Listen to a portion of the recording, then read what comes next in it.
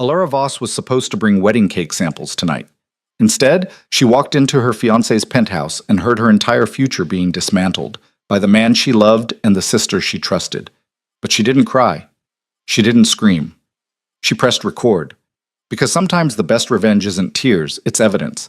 And what she captured on that phone would either save her empire or destroy her completely. If you want to see how far a woman will go when she loses everything, stay until the end. Hit that like button and drop a comment with your city, so I can see how far this story reaches. Don't. The rain came down in sheets, blurring the city lights into watercolor streaks across Alara's windshield. She sat in her car outside Darian Hale's building, staring at the ridiculous pink boxes stacked on her passenger seat. 7 different wedding cakes: vanilla bean, red velvet, lemon lavender, chocolate ganache. Each one a tiny perfect square, wrapped in tissue paper like promises. She was 20 minutes late. Traffic had been hell, and the bakery had taken forever because apparently choosing between buttercream and fondant required a doctorate. Alara grabbed the boxes, balanced them against her hip, and made a run for the entrance. The doorman waved her through without question. She'd been coming here for 2 years, first as Darian's girlfriend, then as his fiancée. The penthouse key felt heavy on her ring next to the engagement diamond that cost more than most people's cars. The elevator climbed 43 floors in silence. Alara checked her reflection in the brass doors. Mascara slightly smudged, hair frizzing from the rain, but presentable. Darian wouldn't care anyway. He'd probably be on his laptop closing some deal, barely looking up when she walked in. The penthouse was dark when the elevator opened directly into the foyer. That was strange. Darian usually left lights on, claimed darkness reminded him of the years before he made his fortune, back when he couldn't afford to waste electricity. Darian? She set the cake boxes on the marble console table. I'm sorry I'm late. The bakery was insane, and then there was this accident on... A sound stopped her. Low, intimate, coming from down the hall. Alara's stomach went cold. She knew that laugh, had heard it 1,000 times across dinner tables, at family gatherings, during late-night phone calls when one of them couldn't sleep. Livia, her sister. Alara's feet moved before her brain caught up. Down the hallway, past the guest rooms, toward Darian's master suite. The door was half open, spilling amber lamplight across expensive hardwood. Can't keep doing this. Darian's voice, rough with something that definitely wasn't stress. She's going to find out. So let her. Livia's voice, sharp and bright. You're the one who proposed. I told you it was a stupid idea. The merger required it. Her father won't sign over the shipping contracts unless his precious daughter is properly secured. Yes, Darian, I know. You've explained it 40 times. Fabric rustled. Footsteps. But we both know you're not going through with the actual wedding. Alara's hand found her phone. Her fingers were shaking, but they remembered the pattern unlock, found the voice recorder app, hit the red button. 3 more months, Darian said. Just until the ink dries on the merger paperwork. Then we'll handle it. Handle it how? Livia's laugh was cruel. You going to break her heart gently? Send her off with a nice severance package? I'm going to make sure she can't contest anything. The prenup is airtight, but her father's will isn't. If we play this right, if we're patient, everything transfers to her when he dies. And if she's my wife when that happens, you get it all. Livia's voice went soft, pleased. Community property, brilliant. Not if she inherits before the wedding, that's the risk. Marcus Voss is 72 and his heart is garbage. Could go any day. Then maybe we speed things along. Silence. The kind that has weight. Livia, I'm just saying, one bad medication interaction. A little too much bourbon with his blood pressure pills. These things happen to old men, Darian, especially old men under stress. You're talking about murder. I'm talking about timing. There's a difference. Alara's phone nearly slipped from her hand. She caught it, pressed it against her chest, felt her heart trying to punch through her ribs. If we do this, Darian said slowly, it has to be clean, no trail. Nothing that points back to us. It won't. I've been researching. There are ways. Quiet ways. Livia paused. Besides, Alara won't question anything. She's too trusting, too soft. She'll cry at the funeral, lean on you, and never suspect a thing. She's not as soft as you think. Please, My sister can barely send back a wrong coffee order without apologizing 6 times. She's not going to She's smart, Livia. Don't underestimate her. Smart at running charity galas and picking out napkin colors. Not smart at seeing what's right in front of her face. And footsteps again, closer to the door. If she had any real instinct for this world, she'd have figured out months ago that you can't stand her. Alara stepped back. The floor creaked. Everything stopped. Did you hear that? Darian's voice went sharp. It's an old building. Relax. Check the hallway. Alara ran. No thought, just pure panic. Back down the hall, into the guest bathroom, door closed, lock turned. She stood in the dark, phone still recording, listening to her own ragged breathing and the footsteps in the hall. Nothing. Livia's voice, muffled now. You're paranoid. I'm careful. There's a difference. Their voices faded. Alara waited 2 minutes. 3. Then she killed the recording. 12 minutes, 43 seconds, and opened the bathroom door. The penthouse was still quiet. Still dark except for that spill of light from Darian's room. She could walk in there right now, confront them, scream, throw things, demand explanations she didn't actually need because she'd just heard everything. But then what? Alara looked at her phone, at the recording that proved her fiancé was planning to marry her for money, use her to access her father's empire, then probably, kill her father to speed up the inheritance. And her sister. Her own sister was helping him. If she confronted them now, what would happen? They'd deny it, gaslight her, maybe even handle her, the way they wanted to handle her father. Alara's hands stopped shaking. She walked back to the foyer, picked up the cake boxes. All 7 of them, still perfect, still wrapped. She took the elevator down, walked past the doorman who called out something cheerful about the weather, and got into her car. Then she sat there in the parking garage, under fluorescent lights that buzzed and flickered and played the recording back. Her father's voice came to her, something he'd said years ago when she was 16 and upset about a friend's betrayal. Information is currency, Alara. The person who knows more always has the advantage. Always. She'd thought he was being dramatic. Marcus Voss was always dramatic, came from building a shipping empire from nothing, from decades of outmaneuvering competitors who underestimated the poor kid from the docks. But he'd been right, and right now, Alara knew something Darian and Livia didn't know she knew. That was power. Her phone rang. Darian. She stared at his name on the screen, let it ring 4 times, then answered. Hey, sorry. She made her voice light, easy, the voice of someone who hadn't just heard her entire life collapse. I'm stuck in traffic. This rain is crazy. Where are you? He sounded normal, concerned even. The performance was flawless. About 20 minutes out. I have the cakes, though. I know you wanted to try them tonight, but if it's too late, it's fine. Actually, something came up. Work thing. Can we do this tomorrow? Of course. Alara looked at the cake boxes. At her reflection in the rearview mirror, mascara smudged, hair ruined, diamond ring catching the light. Tomorrow works. You're the best. Love you. The words were so easy for him, so smooth. Love you too, Alara said, and ended the call. She sat there for another 10 minutes, just breathing. Then she forwarded the recording to 3 different email addresses, her personal backup, a secure cloud service, and an old account she barely used. Insurance. Her father had taught her that too. Always have insurance. Alara drove home in the rain, past the bakery with its cheerful pink awning, past the restaurant where Darian had proposed 6 months ago, past all the landmarks of a future that no longer existed. Her apartment was dark and cold. She'd been spending most nights at Darian's place, so her own space felt abandoned. She dropped the cake boxes on the kitchen counter and poured herself a drink. Bourbon. Neat, the way her father drank it.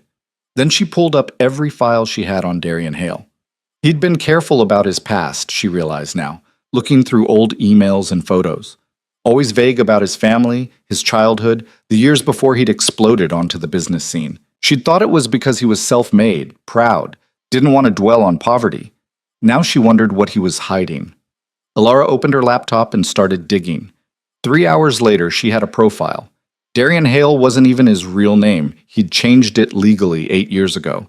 Before that, he was Darian Kozlov, son of a mid-level enforcer for the Volkov family. East Coast crime, mostly money laundering and protection rackets. The Volkovs had been crushed 5 years ago in a federal sweep. Most of the family went to prison. A few disappeared.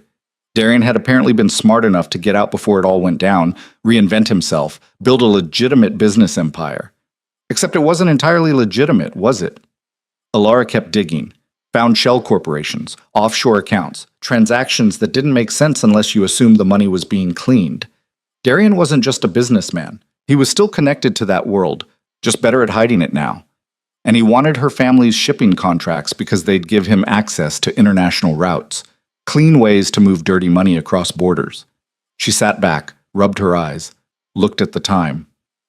4 a.m. Her phone buzzed. A text from Livia. "Missed you at dinner tonight. Dad was asking about wedding plans. Call me tomorrow?" Alara stared at the message, at her sister's smiling profile picture, both of them at the beach last summer, arms around each other, laughing. How long, she wondered. How long had this been going on? She didn't answer. Instead, she opened a new browser tab and searched. Victor da Costa. The name had come up in her research on Darian. Apparently they had history, bad history. A deal gone wrong, territory disputes, the kind of rivalry that turned personal.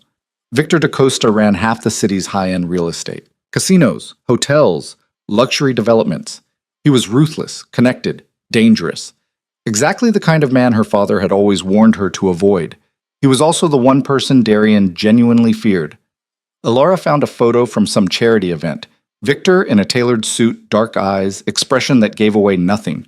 He looked like someone who'd heard every lie, seen every angle, and stopped being impressed decades ago. She'd met him once, briefly, at a fundraiser. He'd been polite but distant, the way powerful men are with people they don't consider threats or assets. What would he do, she wondered, if she walked up to him with proof that Darian Hale was planning to muscle into shipping routes that might interfere with Victor's own business interests? Her phone buzzed again. Darian this time. "Sweet dreams. Can't wait to see you tomorrow." Alara looked at the message, at the recording file on her screen, at the research she'd compiled on Victor da Costa. Information is currency. She opened her contacts, found the email for Da Costa Industries, and started typing. The response came faster than she expected. Not from Victor himself, but from someone named Teresa Moss, executive assistant. Professional, brief. Mr. Da Costa is willing to meet. Thursday, 8 p.m., the Meridian Club. Come alone. That gave her 2 days. Alara spent them preparing. She compiled everything, the recording, the financial research, the evidence of Darian's connections to the Volkov family. She made copies, backups, stored them in safe deposit boxes, and with her attorney under sealed instructions. If something happened to her, it would all come out. She also went to dinner with Darian, smiled at him across the table, let him hold her hand and talk about honeymoon destinations. She tasted wedding cakes and pretended to care about the difference between ivory and champagne for the table linens. She had lunch with Livia, listened to her sister complain about their father's stubbornness, watched her lie with every breath, and she didn't break. Didn't give anything away. Turned out she was better at this than anyone thought, including herself. Thursday night, Alara told Darian she had a girls' night, spa, wine, the usual. He barely looked up from his phone. The Meridian Club was old money and old power, the kind of place that didn't need a sign because if you belonged, you already knew where it was. Alara gave her name at the desk, and a silent attendant led her through wood-paneled halls to a private room in the back. Victor da Costa was waiting. He looked the same as in the photos. Tailored suit, dark eyes, expression giving nothing away. But in person, there was something else. A presence. The kind that came from decades of being the most dangerous person in any room. "Miss Voss?" He didn't stand, just gestured to the chair across from him. "You said you had information I'd find valuable." Alara sat. Put her purse on the table. Designer, expensive, the kind of accessory that marked her as someone's daughter, someone's fiancée, someone decorative. She hated that purse suddenly. "Darian Hale is planning to acquire my family's shipping contracts," she said. No preamble, no build-up. "Through marriage to me, inheritance from my father, and potentially expediting my father's death." Victor's expression didn't change. "That's a serious accusation." "I have proof." She pulled out her phone, played the recording. He listened to all 12 minutes and 43 seconds. Didn't interrupt. Didn't react. just listened. When it ended, he sat back. You could take this to the police. And say what? That my fiancé talked about speeding along my father's death? No crime has been committed, no concrete plan. Just talk. Alara met his eyes. Besides, I don't want Darian arrested. I want him destroyed. Something shifted in Victor's face, not quite a smile. Why come to me? Because he's afraid of you. Because you have the resources to dig deeper than I can.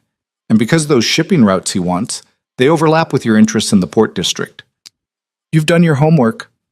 My father taught me to. Alara leaned forward. I know what you are, Mr. DaCosta. I know what you do, and I know that if Darian gets control of international shipping routes, it creates problems for you. What do you want in return? Protection, for me and my father. And when this is over, I want a seat at the table. What table? Whichever one you sit at. Now Victor did smile, small, sharp. You're Marcus Voss's daughter, I can see it. Is that a compliment? Your father is one of 3 people in this city I genuinely respect. Yes, Miss Voss, it's a compliment. He picked up his drink, something amber, probably bourbon. What you're proposing is dangerous for both of us. I know. If we move against Darian, he'll retaliate. He has connections, resources. So do you. And if I agree to this alliance, there's no backing out. You understand? Once we start, we finish it.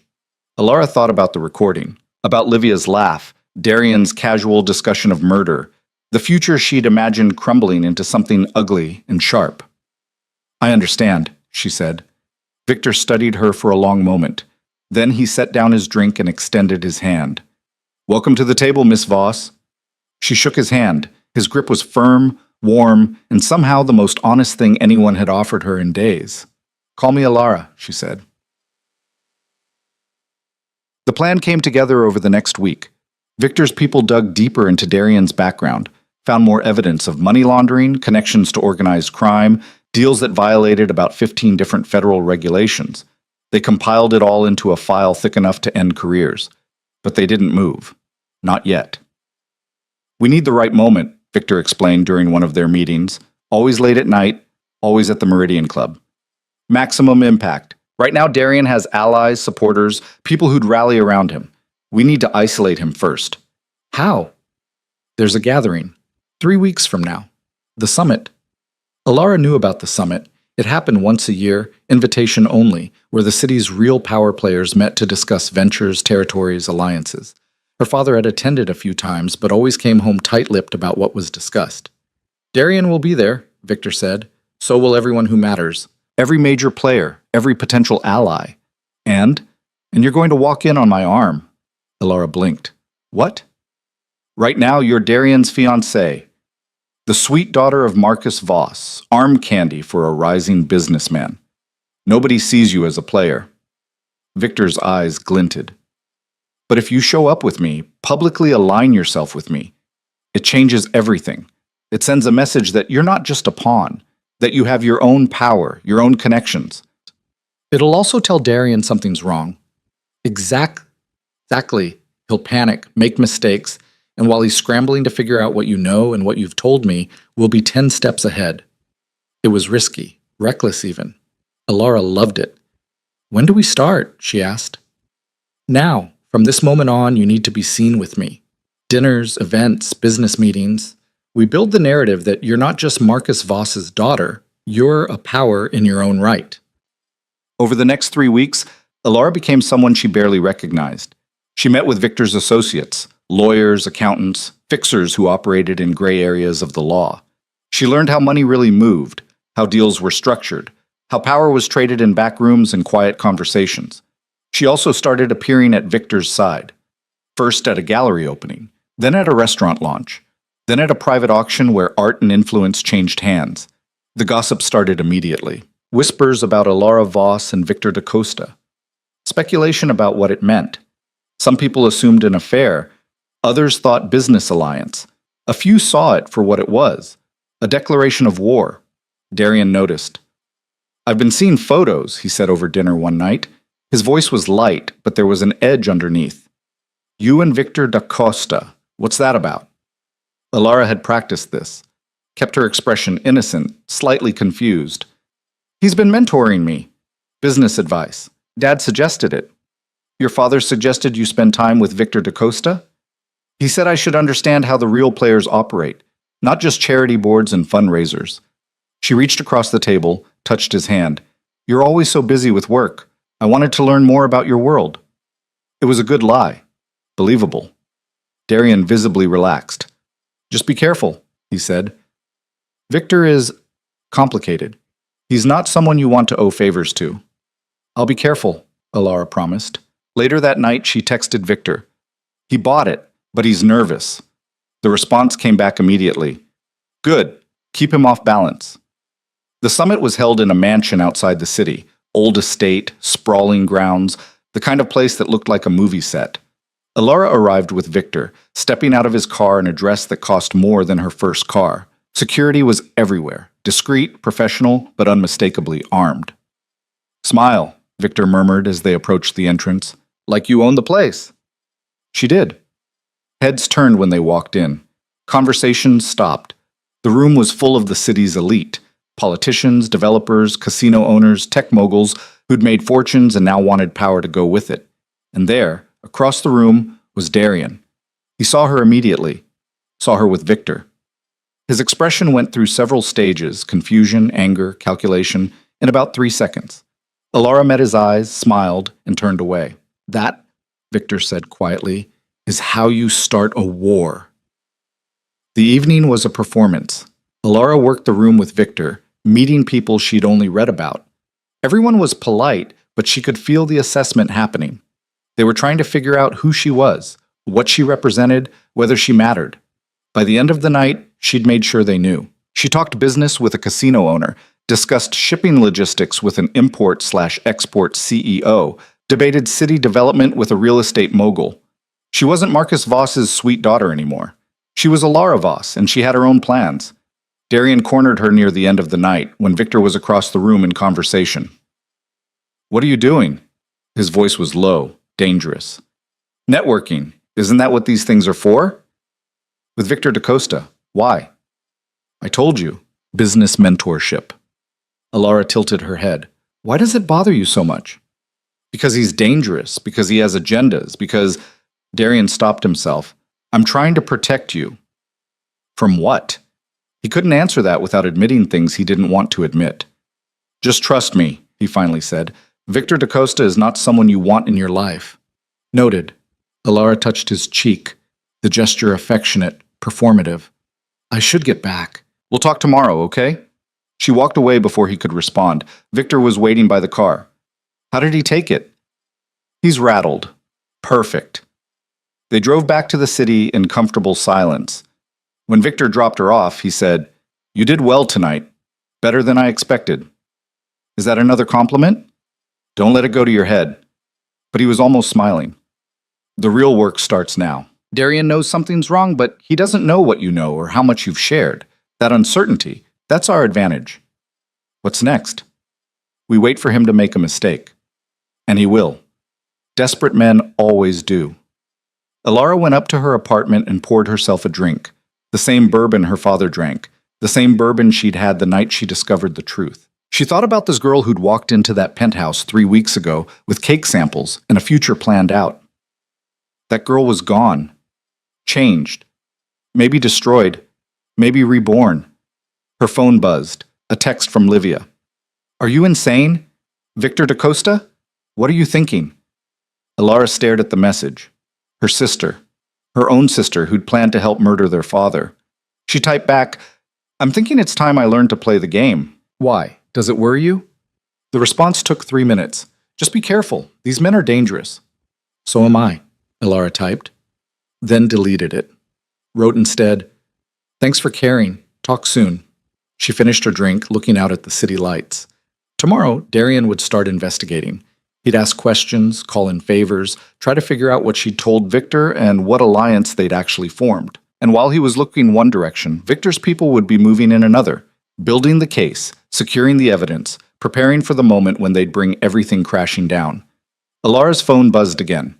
Victor this time. Sleep well? The war's just getting started. She smiled. For the first time in 3 weeks, maybe for the first time in years, Alara felt like she knew exactly what she was doing, and it felt dangerous. And right. And absolutely perfect. Darian started calling at 7 a.m. the next morning. Alara let it go to voicemail while she sat at her kitchen counter with coffee and her laptop, reviewing the file Victor's team had sent over overnight. More evidence. More connections. The web was bigger than she'd thought. Her phone buzzed again. Text this time. We need to talk. Today. She waited 10 minutes before responding. Busy until 3. Coffee then? His reply was immediate. My office, 2:30. Not a request, a command. The old Alara would have rearranged her schedule, apologized for not being available sooner. The new Alara, the one who'd walked into the summit on Victor DaCosta's arm, sent back a single word. Fine. She spent the morning at her father's office.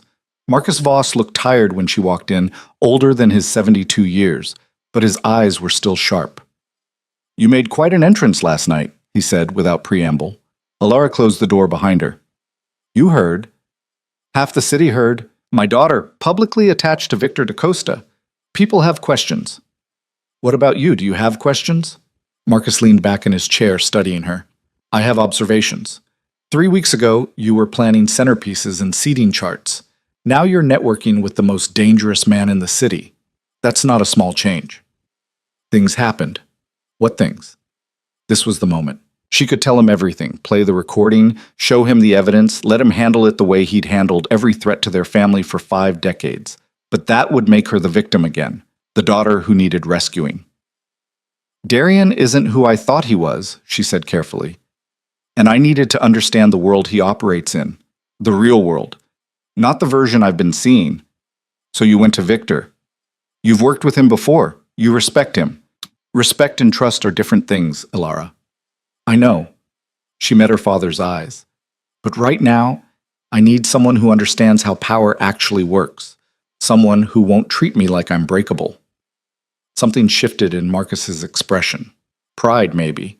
Or concern. Possibly both. Your mother would have liked this version of you, he said quietly. She always said you had more steel than people saw.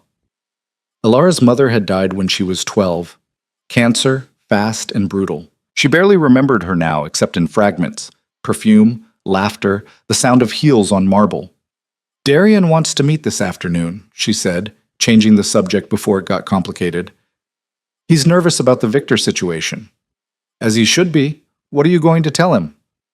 Nothing real, just enough to keep him off balance. Marcus nodded slowly. Be careful. Cornered men are unpredictable.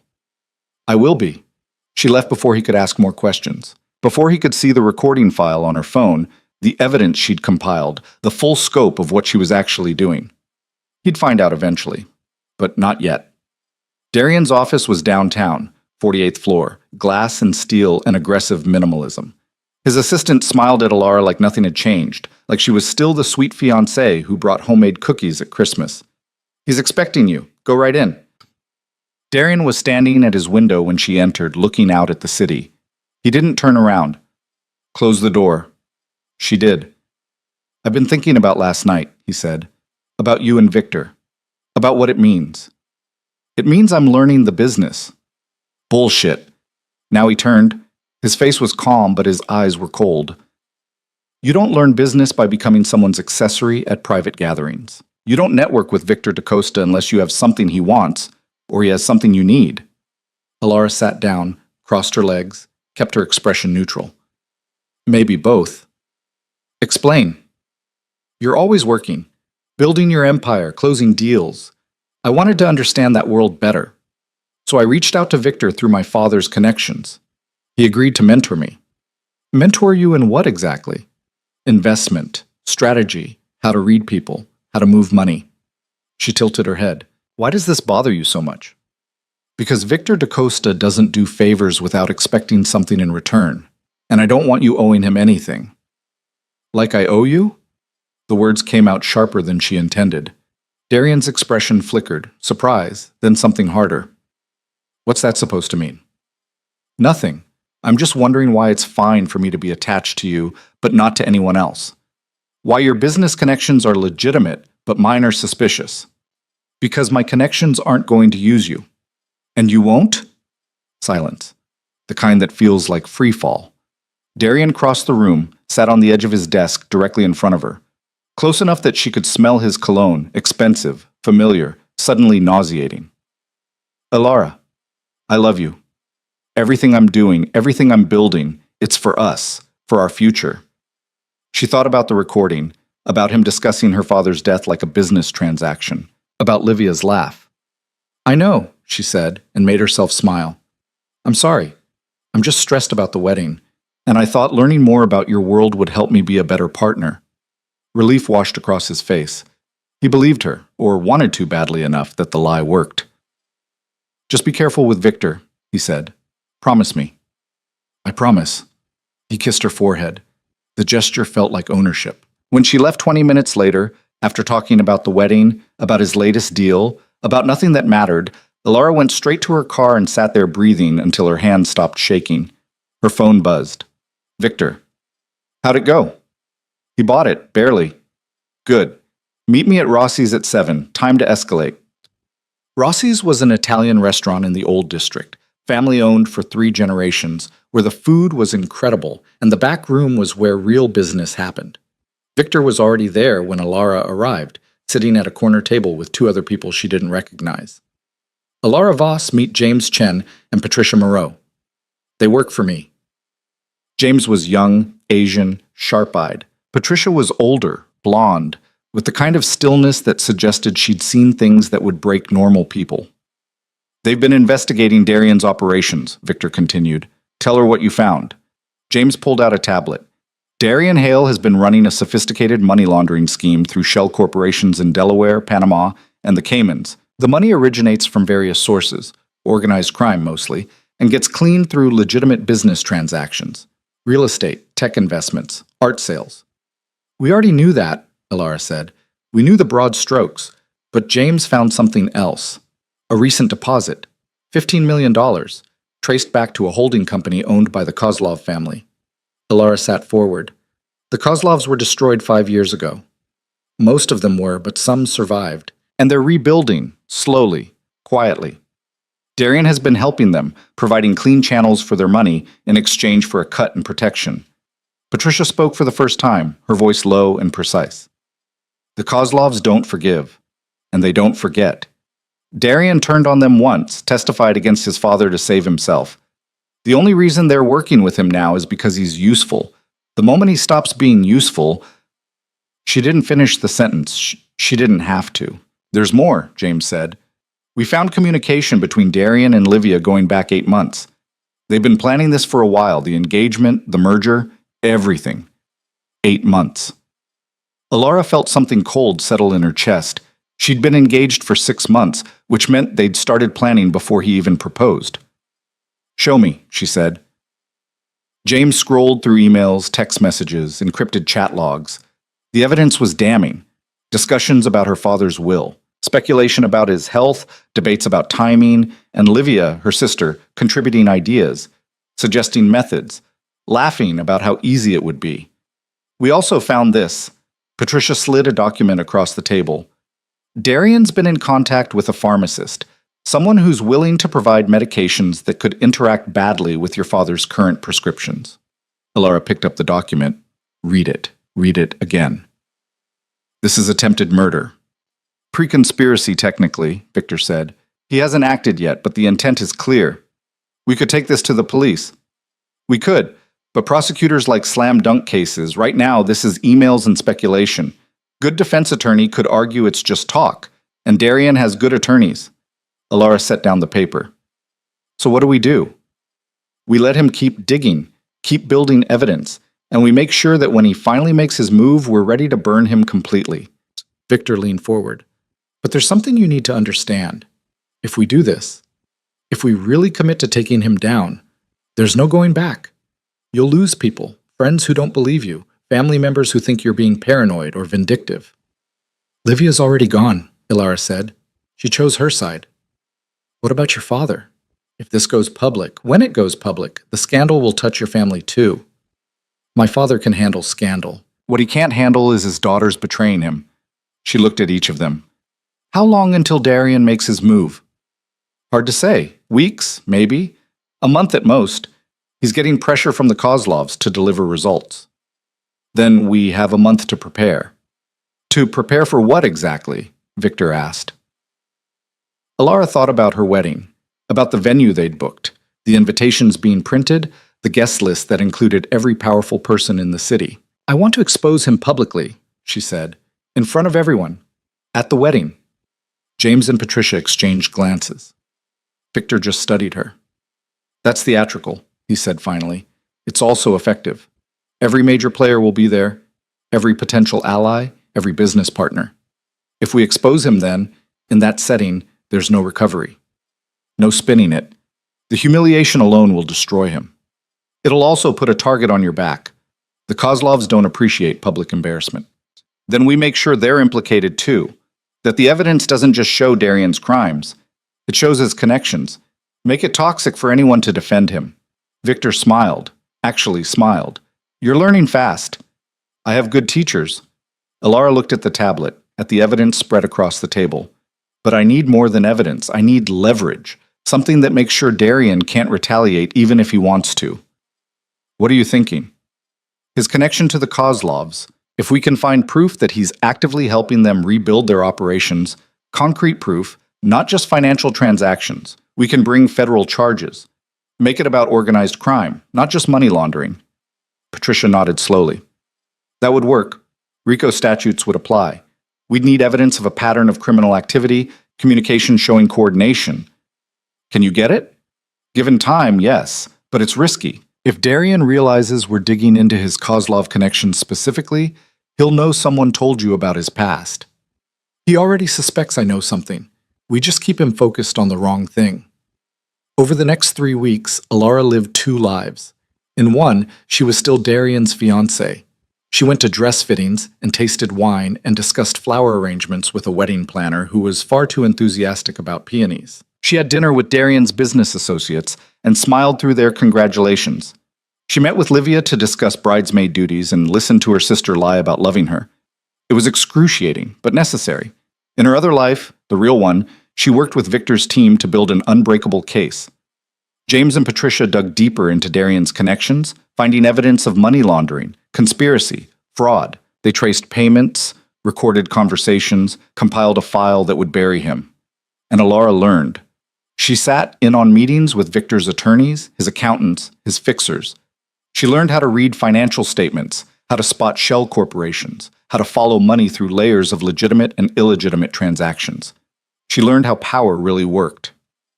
One night, after a particularly long meeting, Victor poured her a drink and said, "You're different than when we started." Better or worse? Harder to manipulate, which, in this world, is better. Alara sipped her bourbon. You ever regret it, this life? Every day. But regret doesn't change anything. You play the hand you're dealt, and you play to win. What if winning costs too much? Victor looked at her for a long moment.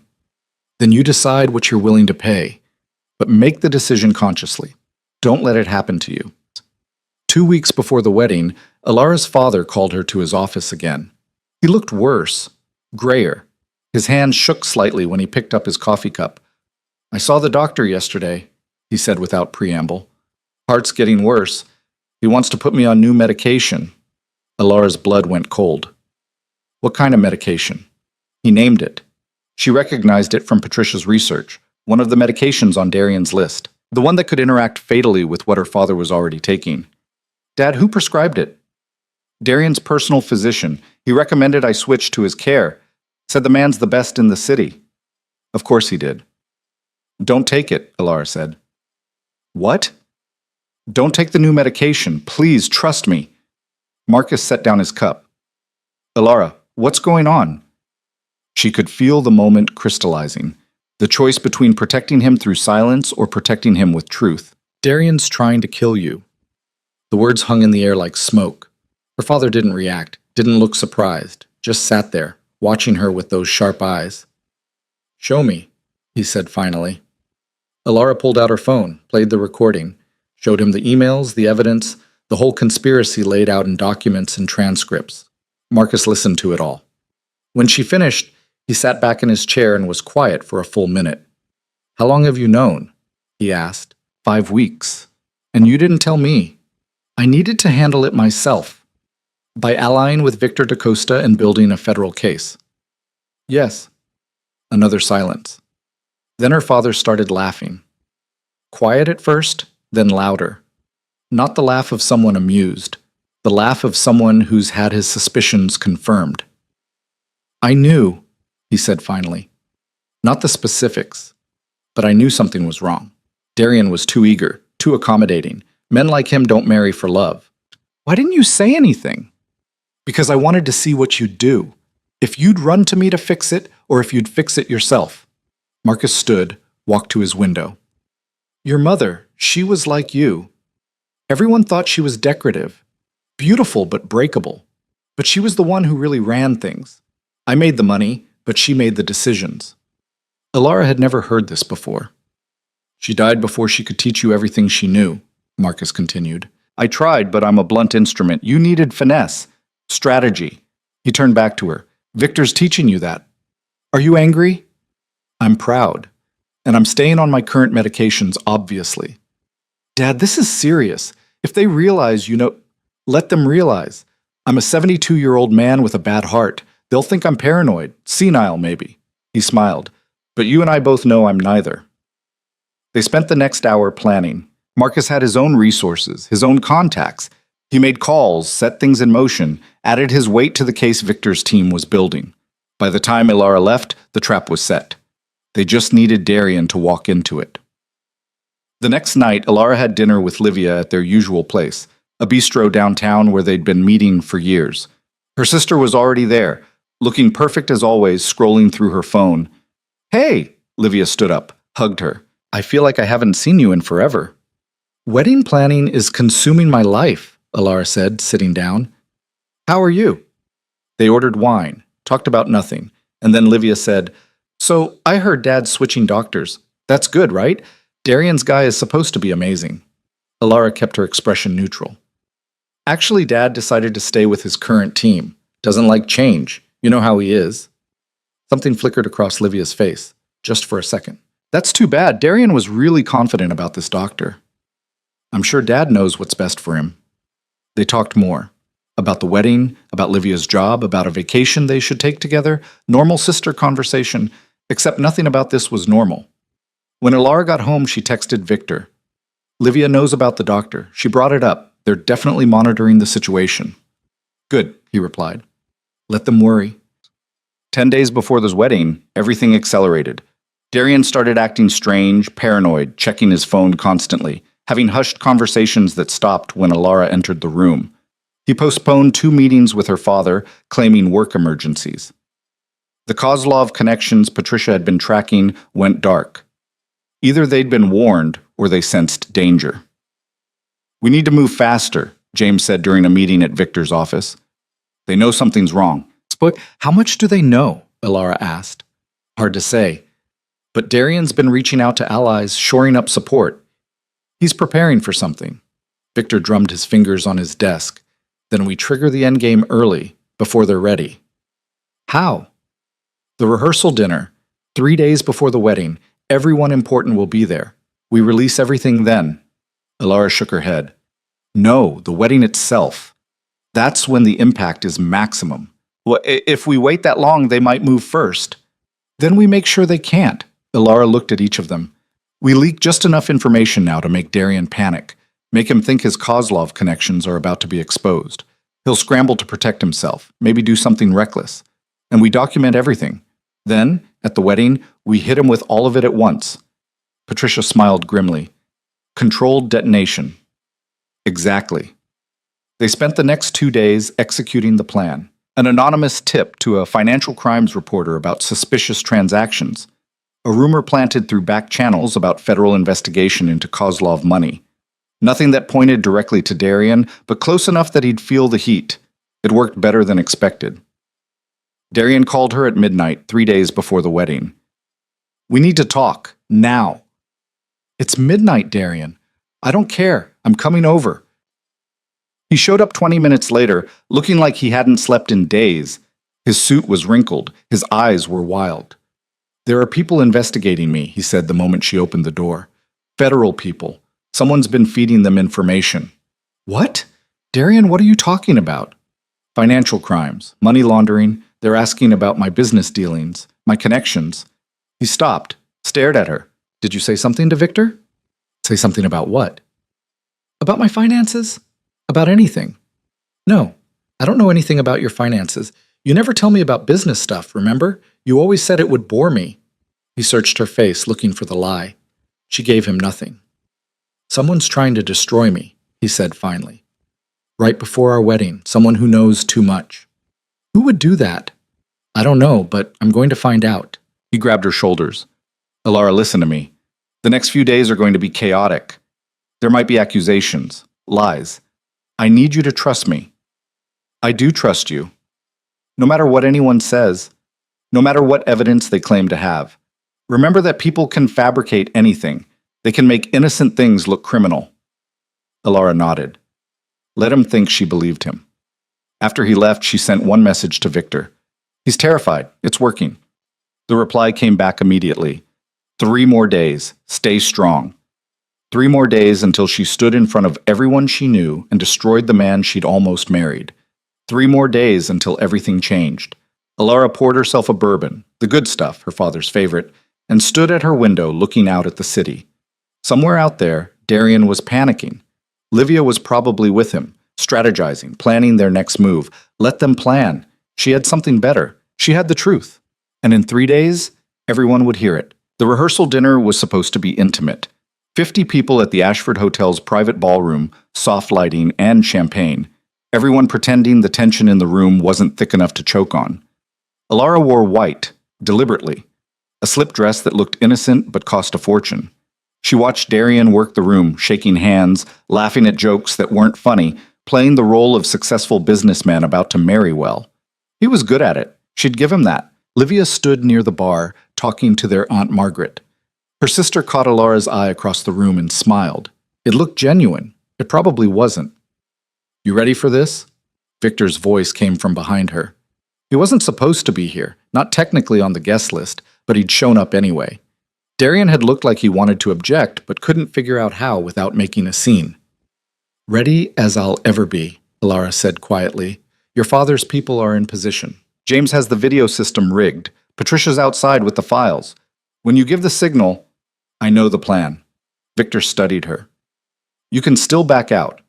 We have enough evidence to take him down without the theatrics. I don't want just to take him down. I want everyone to see exactly who he is." That's ego talking. Maybe, but it's also strategy. If I expose him privately, people will question it. Wonder if I'm lying, if I'm bitter. This way, there's no room for doubt. The dinner was a performance. Speeches from both families, toasts to the happy couple, her father standing up and talking about how proud he was. The subtext so heavy, Alara wondered if anyone else could feel it. Darian gave his own speech, talked about love and partnership and building a future together. He was convincing. If Alara hadn't heard that recording, hadn't seen the evidence, she might have believed him herself. When he finished, he came over and kissed her. The room applauded. She tasted lies on his mouth. Halfway through dinner, Darian's phone buzzed. Then again, he checked it and something in his expression changed. He excused himself, walked toward the exit with the phone pressed to his ear. Alara caught Victor's eye. He nodded slightly. Patricia was outside, probably intercepting whatever message had just rattled Darian. 5 minutes later, Darian returned. His smile was strained. "Everything okay?" Alara asked. "Fine, just work." He squeezed her hand. 2 more days and we can forget about work for a while. Focus on us." "Can't wait," she said. The lie came easier every time. After dinner, people mingled. Alara found herself cornered by her Aunt Margaret, who wanted to discuss flower arrangements and seemed oblivious to the fact that Alara couldn't care less. "The peonies are still my first choice," Margaret was saying, "but if the delivery is uncertain, we should have a backup. Roses are classic, of course, but everyone does roses." "Alara," Livia appeared at her elbow. "Can I borrow you for a second?" They stepped away from the crowd toward a quiet corner near the windows overlooking the city. "You look tense," Livia said. "It's been a long week. Cold feet?" Alara almost laughed. No, just tired. Livia touched her arm. The gesture looked sisterly, caring. I know I haven't been around as much as I should have been. Work's been crazy, but I want you to know I'm happy for you, really happy. Thanks, Liv. Darian's a good man. A little intense sometimes, but good. You two are going to be great together. The words were so sincere, so perfectly delivered. I appreciate that, Ilara said. It means a lot. They hugged. Ilara felt her sister's arms around her and thought about the recording, about Livia suggesting they speed along their father's death, about her laugh when she called Ilara too soft to see what was right in front of her. When they pulled apart, Livia's eyes were actually wet. Either she was a sociopath or she genuinely believed her own lies. Probably both. The evening wound down around 11. People started leaving, hugging Ilara and Darian, offering final congratulations. Her father left early, claiming exhaustion, but he caught her eye on the way out, a look that said everything without words. By midnight, it was just Ilara and Darian and a few stragglers. The hotel staff was already breaking down tables. Let's get out of here, Darian said. I'm exhausted. They drove back to his penthouse in silence. When they got there, he poured himself a drink, scotch, 3 fingers, and stood at the window. Something's wrong, he said finally. Ilara's pulse jumped, but she kept her voice steady. What do you mean? I can feel it. People are moving against me, trying to undermine everything I've built. Who? If I knew that, I'd handle it. He turned to face her. But I will handle it, whatever it takes. I know you will. He studied her. You believe in me, right? Even if things get complicated. Even if there are accusations. Of course. Because there are going to be accusations. Soon. People who want to destroy me, they'll say terrible things, make up stories. Ilara crossed the room, took his hand. Darian, whatever happens, we'll deal with it together. That's what marriage is. Some of the tension left his shoulders. I love you. I love you too, she said, and the lie tasted like ash. She stayed the night because leaving would have seemed suspicious. Lay next to him in the dark, listening to him breathe, thinking about how close she was to the end. 2 more days. Her phone buzzed quietly around 3 a.m. A text from Victor. Patricia got the conversation. He's planning something for the wedding. We think he might try to move your father's medication switch then. We'll be ready, she typed back. Get some sleep. Tomorrow's the big day, before the big day. She almost laughed. Sleep. Right. The next morning was chaos. Final dress fitting, last-minute vendor confirmations, 1,000 small decisions that felt absurd given what was really happening. Ilara went through the motions, smiled at the seamstress, approved the table settings, pretended to care about whether the champagne should be French or Italian. Her father called around noon. The medication arrived this morning, delivered personally by Darian's doctor. Did you take it? Of course not, but I called the doctor, told him I was having second thoughts, wanted to wait until after the wedding to make any changes. How'd he react? Surprised, tried to convince me otherwise, said the timing was actually critical. Marcus paused. He's in on it, Ilara. The whole thing. We'll add him to the list. This list is getting long. Good. I want everyone. No loose ends. That afternoon, Ilara met with James and Patricia at a coffee shop 3 blocks from her apartment. They looked exhausted. We have everything, James said, sliding a tablet across the table. Financial records, communications, witness statements. The pharmacist is willing to testify in exchange for immunity. Darian's doctor kept records. Apparently he documented everything, probably as insurance. It's all here. Ilara scrolled through the files. Months of work, condensed into irrefutable evidence. The presentation is ready, Patricia added. 17 minutes, including video of the original recording and supporting documents. We can trigger it from anywhere in the venue. Who's handling the technical side? I am, James said. I'll be in the AV booth. When you give the signal, everything broadcasts to the screens. Audio, video, documents, everyone sees it simultaneously. And the backup? 3 redundant systems. Even if Darian's people try to shut it down, it'll keep running. Ilara looked at both of them. Thank you for all of this. Patricia's expression softened slightly. You're tougher than you look, kid. Victor was right about you. What did he say? That you remind him of himself 20 years ago, before he got cynical. I'm pretty cynical right now. No, you're angry. There's a difference.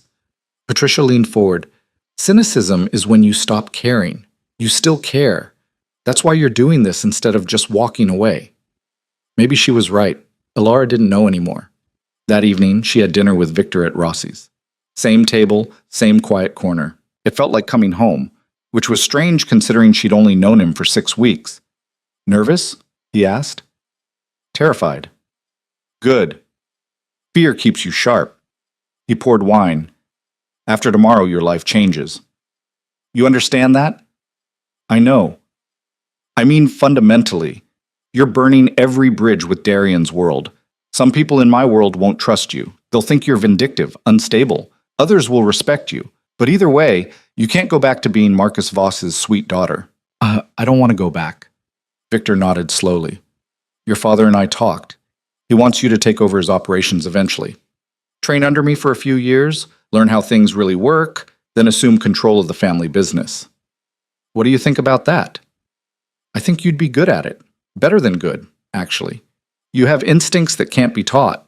He paused. But it's a brutal life, Alara. It costs you things. Relationships, peace, sleep. You think I should walk away? I think you should choose consciously. Go into this with your eyes open. Alara thought about the past 6 weeks. About learning to read financial statements and spot shell corporations. About sitting in meetings with people who solved problems through violence and intimidation. About becoming someone who could lie to her fiancé's face without flinching. My eyes are open, she said. They talked strategy until past midnight. Final contingencies, backup plans, what to do if Darian tried something desperate. When Victor finally drove her home, he said, Whatever happens tomorrow, you've already won. You took control. That's what matters. Tell me that when it's over. I will. The day of the wedding dawned clear and bright. Perfect weather, like the universe had a sense of irony. Alara woke up in her childhood bedroom at her father's house. Traditional, her wedding planner had said. The bride shouldn't see the groom before the ceremony. Marcus was already awake when she came downstairs. He looked better than he had in weeks. Stronger, somehow. Like having a purpose had given him energy. How are you feeling? He asked. Like I'm about to destroy my life. You're about to save it. He handed her coffee. Your mother would have loved this. She always said the best revenge was making people watch their own downfall. You talk about her more now. Because you remind me of her more now. Marcus smiled. She would have been proud. Hell, I'm proud. The morning passed in a blur. Hair and makeup artists, the wedding planner running around with a clipboard, bridesmaids arriving in their matching dresses. Livia showed up around 10, looking beautiful, excited, and completely oblivious to what was coming. You look amazing, she said when she saw Alara in the dress. White silk, simple but elegant, the kind of dress that cost what most people made in a year. Thanks, Liv. I can't believe my little sister's getting married. Livia's eyes were wet again. I'm so happy for you. The performance was Oscar-worthy. Around 11, Alara's phone buzzed. Victor. Everything's in place. James is in position. Patricia has the backup files. You just have to get through the ceremony. And if Darian suspects something? Then we trigger early, but I don't think he does. His people have been quiet all morning. The ceremony was scheduled for 2 p.m. at the Cathedral of St. Catherine. Gothic architecture, stained glass, the kind of place that made everything feel sacred and serious. Alara arrived at 1:30. The guests were already filing in. She watched from a window in the bridal suite as everyone important in the city entered. Business leaders, politicians, old money families. Victor arrived with his usual entourage, looking dangerous in a tailored suit, and there was Darian at the front, talking to the officiant, looking nervous but happy, playing his role perfectly. 5 minutes, the wedding planner said. Alara's father appeared in the doorway.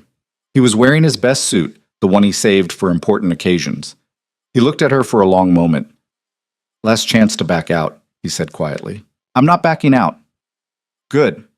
Let's go ruin this bastard. The ceremony started exactly on time.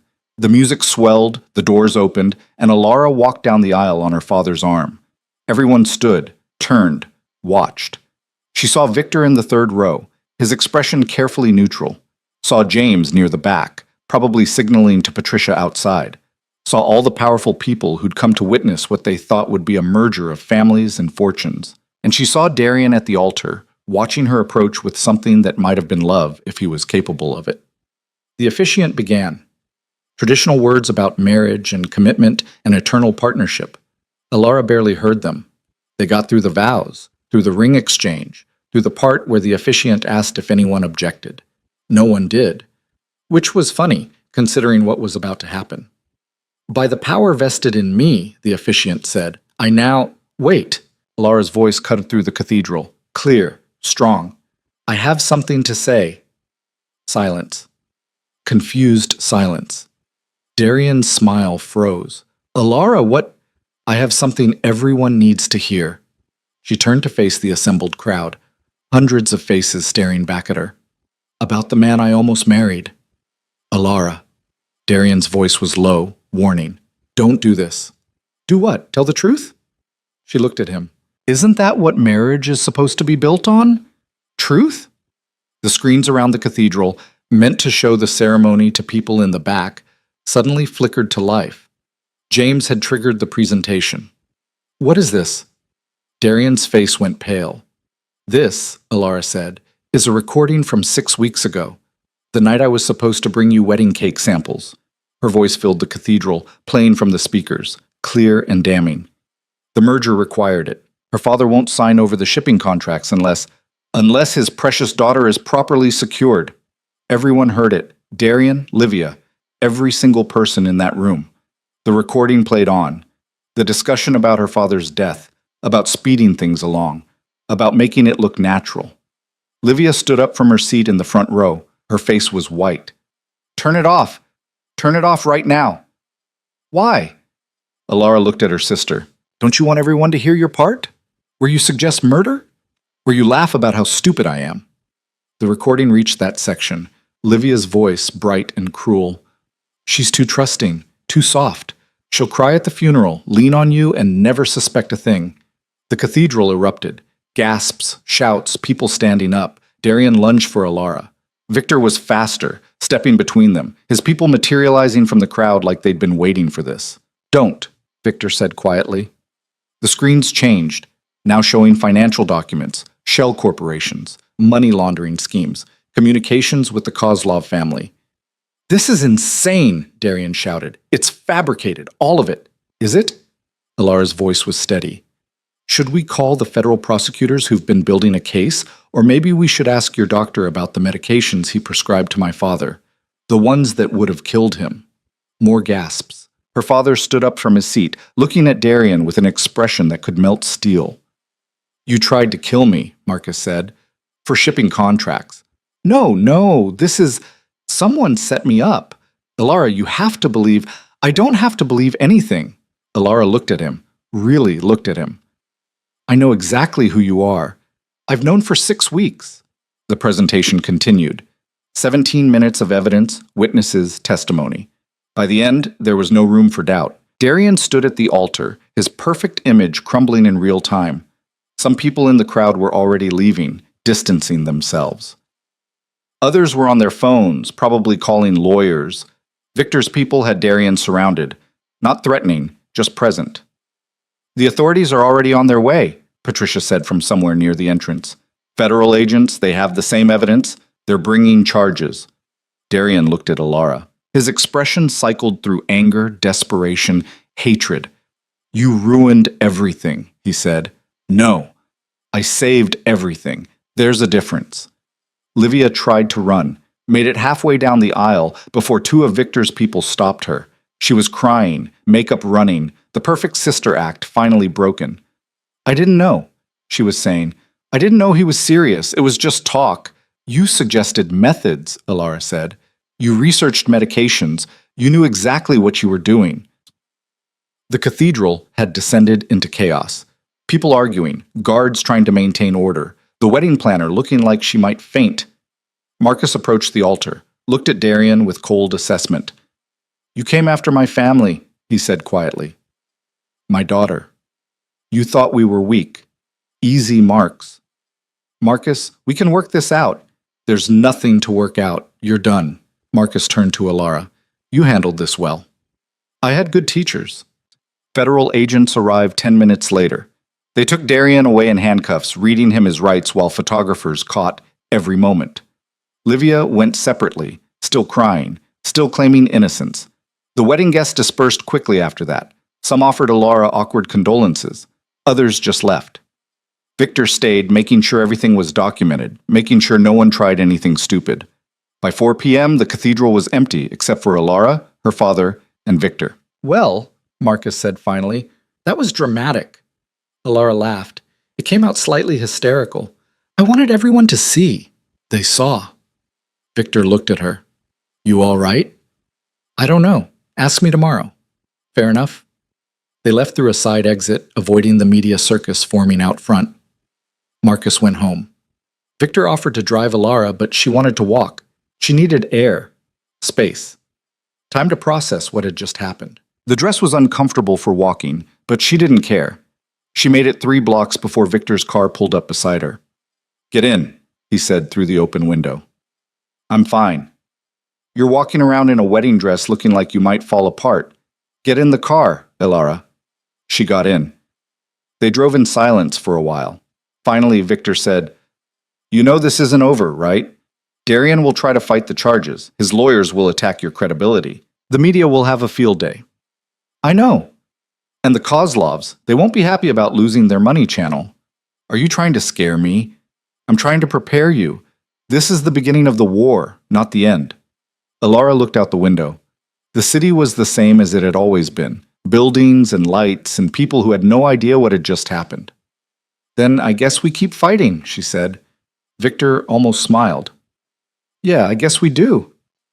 He drove her to his building, to a secure apartment on the top floor. You're staying here tonight, he said. My people are outside. No one gets in without clearance. You think Darian's people will retaliate? I think desperate men do desperate things. And right now, Darian's very desperate. The apartment was nice. Modern, clean, nothing personal. Alara sat on the couch, still in her wedding dress, and finally let herself feel it. The weight of what she'd done. The bridge she'd burned. The life she'd destroyed. She started crying. Not delicate tears. Full-on sobbing that she couldn't control. Victor appeared with a glass of bourbon. Sat next to her. Didn't try to comfort her. Didn't say it was okay. Just sat there while she fell apart. When she finally stopped, he handed her the drink. Better? He asked. No, but functional. That's all you need to be right now. Alara sipped the bourbon. It burned. Everything burned. What happens next? She asked. Next, we make sure Darian stays down. The federal case is solid, but we need to keep pressure on. Make sure none of his allies try to help him. And Livia? She'll probably flip, testify against Darian to save herself. She's my sister. She tried to help kill your father. Sometimes family isn't worth saving. He was right. Alara knew he was right. They sat there as the sun set, turning the city golden. Tomorrow would bring new problems. Media scrutiny, legal battles, enemies who'd want revenge. But tonight, Alara had won. And that was enough. Morning came too fast.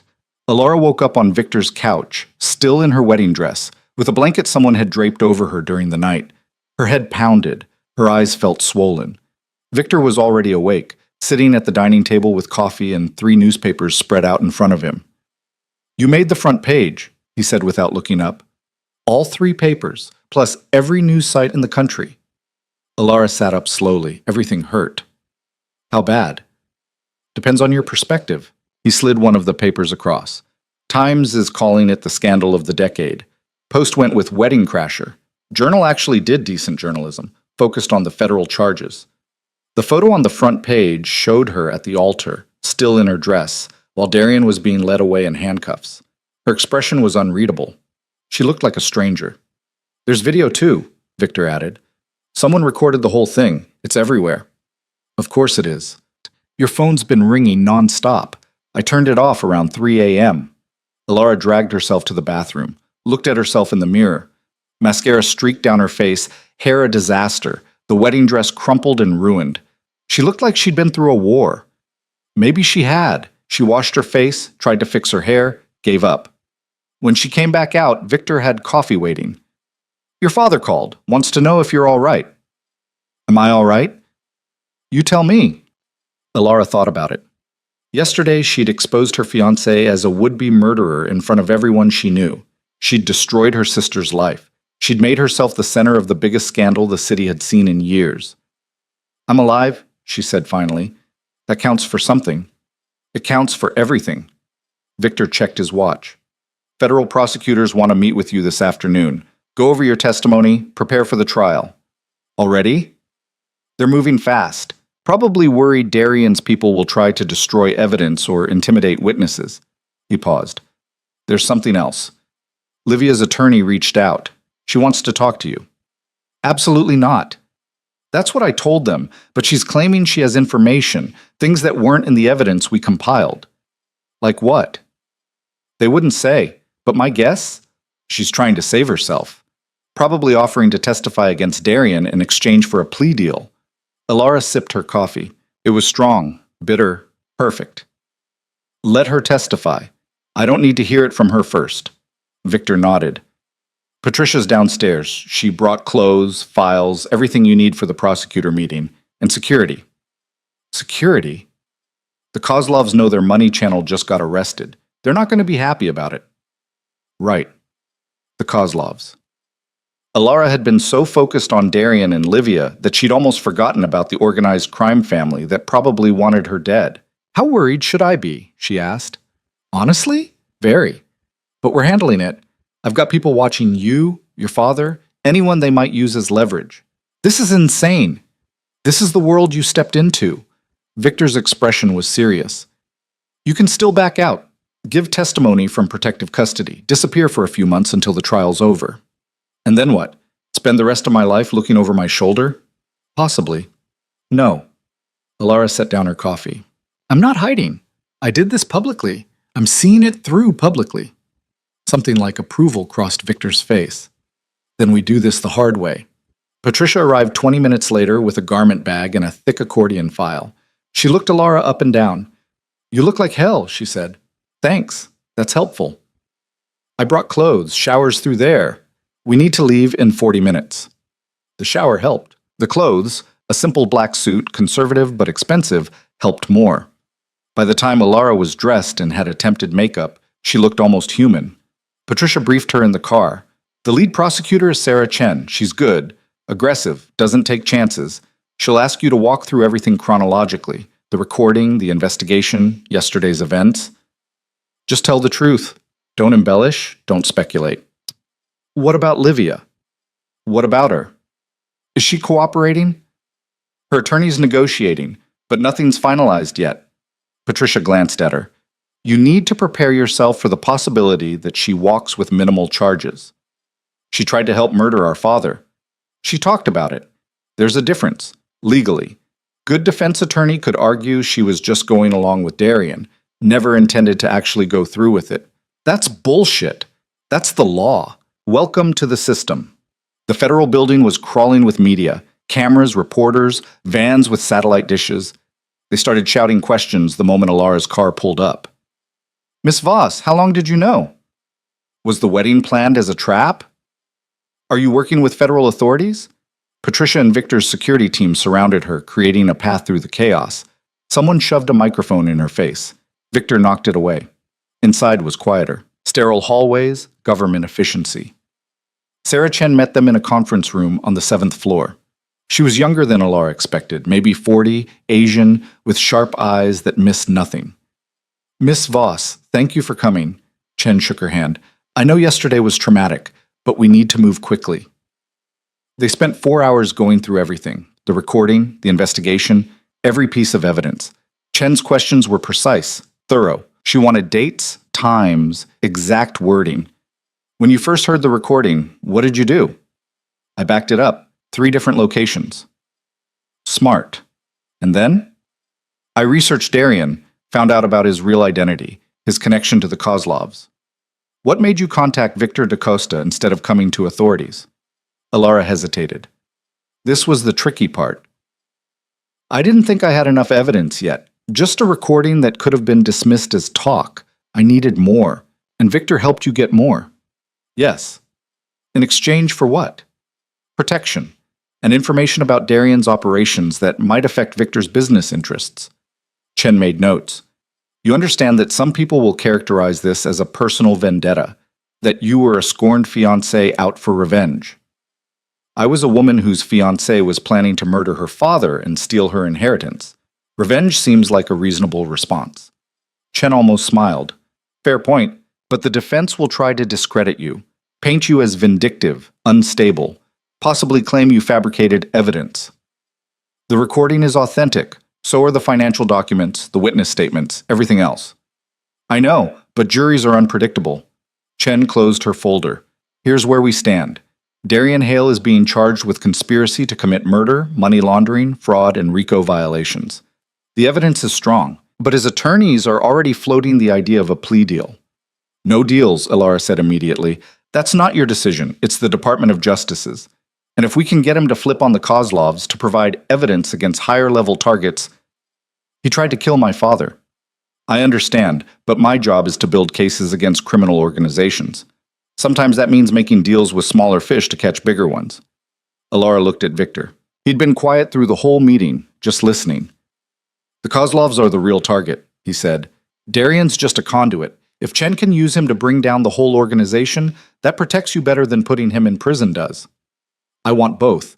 The organization gone and Darian in prison. We'll do our best, Chen said. But I need you to be prepared for the possibility that Darian serves reduced time in exchange for cooperation. The meeting ended around 4 p.m. Ilara's head was spinning with legal terminology and strategic considerations. In the car, Victor said, "You did well." Doesn't feel like it. Chen's tough. If she thinks the case is solid, it probably is. Unless Darian makes a deal.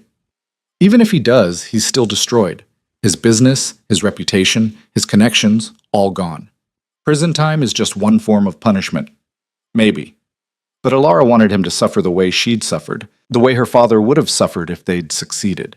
They drove through the city, past buildings where she used to have lunch with Livia, past the restaurant where Darian had proposed, past all the landmarks of her old life. "I need to see my father," she said. "I'll take you." Marcus was home, sitting in his study with a bourbon and a cigar. He looked tired but satisfied. "How'd it go with the prosecutors?" he asked. "Good. They think the case is strong." "It is strong. You made it strong." He gestured to the chair across from him. "Sit. Tell me what's really bothering you." Ilara sat. Chen said Darian might make a deal. Reduce sentence in exchange for testifying against the Kozlovs. Probably will. That's how these things work. It's not fair. Fair has nothing to do with it. We destroyed him, Ilara. His business is gone, his connections are severed. Every ally he had is running in the opposite direction. Whether he spends 5 years in prison or 20, he'll never recover from this. What about Livia? Marcus's expression hardened. What about her? Her attorney wants to talk to me. Apparently she has information. You're not talking to her. I know, but Victor thinks she might flip, testify against Darian to save herself. Let her. I don't care what happens to Livia. She's not my daughter anymore. The words were cold, final. Dad, she helped plan my murder, Ilara. She laughed about it. There's no coming back from that. Marcus took a long drink. You want my advice? Focus on the things you can control. The trial, your safety, the future. Let the prosecutors and attorneys handle Livia. He was right. Ilara knew he was right. But Livia was still her sister, had been her best friend for 26 years before everything fell apart. That night, Victor took her to dinner at a small Italian place in the warehouse district. Quiet, private, no media. You need to eat, he said when she just pushed pasta around her plate. I'm not hungry. Eat anyway. You haven't had a real meal in 2 days. She forced down a few bites. It tasted like cardboard. Talk to me, Victor said. What's going on in your head? I'm wondering if I made a mistake. By exposing Darian? By doing it the way I did. So publicly. So dramatically. Ilara set down her fork.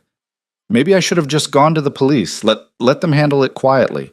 And if Darian had convinced them it was fake, if his attorneys had gotten the evidence suppressed, if he'd walked free and still married you, at least I wouldn't be the center of a media circus.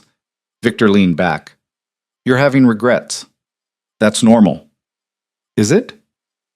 You just blew up your entire life. Of course you're questioning it. He paused. But let me ask you something. If you could go back to 6 weeks ago, knowing everything you know now, would you do it differently? Alara thought about it. About the girl who'd walked into that penthouse with cake samples. About the future she'd imagined, marriage to Darian, partnership in building an empire, maybe kids someday. All of it had been a lie. No, she said finally. I'd do it exactly the same. Then stop second-guessing yourself. You made the hard choice. Now you live with it. They finished dinner in comfortable silence. When Victor dropped her back at his building, she was staying there until better security could be arranged at her own apartment. He said, "Get some sleep. Tomorrow starts the real work." "What real work?" "Rebuilding. You destroyed Darian, but you also destroyed the version of yourself that existed with him.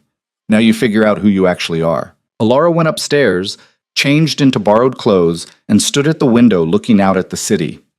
Who was she now? Not Marcus Voss's sweet daughter, not Darian Hale's fiancée, not the girl who apologized for wrong coffee orders. She was someone harder, someone who'd chosen truth over comfort, someone willing to burn her own life down to protect what mattered. Maybe that was enough to build on. Her phone rang. She'd turned it back on earlier against Patricia's advice. The number was blocked. "Hello?" "Alara?" Livia's voice raw from crying. "Please don't hang up." Every instinct said to end the call, but something made her stay on the line. "What do you want?" "To explain, to apologize, to—" "There's nothing to explain. I heard the recording. I saw the evidence. You helped plan our father's murder." "I didn't mean it. It was just talk. I would never have actually—" "You researched medications, Livia. You suggested methods. That's not just talk." Silence. Then, "I was in love with him. With Darian. I wasn't thinking clearly." "You were thinking clearly enough to betray your entire family. He told me we'd be together. That once he had the shipping contracts, once everything was settled, he'd leave you and we'd—" Livia's voice broke. "I was stupid. I know that now." "You were cruel. There's a difference." "I'm so sorry. Alara, please. I know I don't deserve forgiveness, but I'm still your sister. I'm still—" "No. You stopped being my sister the moment you laughed about how stupid and trusting I was. How soft." Alara's voice was steady. "I hope your attorney gets you a good deal. I hope you don't go to prison. But we're done. Permanently." "Alara?" She ended the call. Then she blocked the number, poured herself a drink, and let herself cry for the last time over a sister who'd never really existed in the first place. The next few weeks were a blur of legal meetings, depositions, and media management. Darian's attorneys tried every tactic, claiming the recording was fake, that Alara had manipulated events, that she was working with Victor to eliminate a business competitor. None of it stuck. The evidence was too solid. Livia did flip exactly as Victor predicted. She testified before a grand jury, providing details about Darian's operations that even Alara hadn't known. In exchange, she got a plea deal. 3 years probation, no jail time. Marcus refused to see her, cut her out of his will, out of the family business, out of everything. Alara felt nothing about it, just a distant kind of relief that it was over. The Kozlov situation was more complicated. Federal agents raided 3 properties, arrested half a dozen associates, seized millions in assets. But the family's leadership remained untouched, operating from somewhere in Eastern Europe. "They're weakened," Victor explained during one of their regular dinners. "Darian was their main channel into American markets. Without him, they're scrambling, but they're not gone." "Should I be worried?" "Always. But we're watching. If they make a move against you, we'll see it coming." Alara had started working with her father's company, learning the shipping business from the inside. It was complicated, demanding, nothing like the charity work she'd done before. She loved it. She also started working more closely with Victor. He'd offered her a position, officially as a consultant, really as an apprentice learning how power actually functioned in the city. "You have good instincts," he'd said, "but instincts only get you so far. You need experience, knowledge, the kind of education that doesn't come from business schools."